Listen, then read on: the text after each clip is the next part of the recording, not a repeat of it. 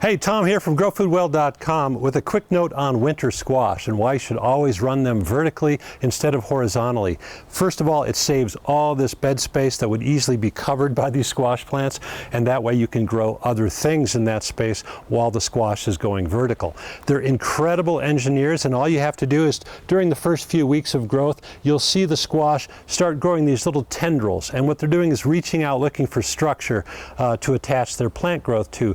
So if you start seeing those grow out, you just direct them up the trellis and they'll take it from there. They'll create an incredible organic lattice work to hold and suspend the squash off the trellis. So you'll notice that the tendrils grow very near where the fruit comes out. So it's going to have a structure preset before that squash starts growing.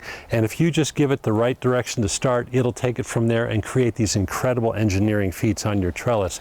So make sure your trellis is really sturdy so it can hold, let's say, 100 pounds or more of the squash, because it'll easily grow that on this stretch alone. So this will, again, open up all this square footage for other plants and allow the squash to create its own engineering structure. So keep that in mind. If you have any winter squash coming up, direct them vertically to allow all this horizontal space to grow other things. That's it for now. Thanks for joining me on GrowFoodWell.com.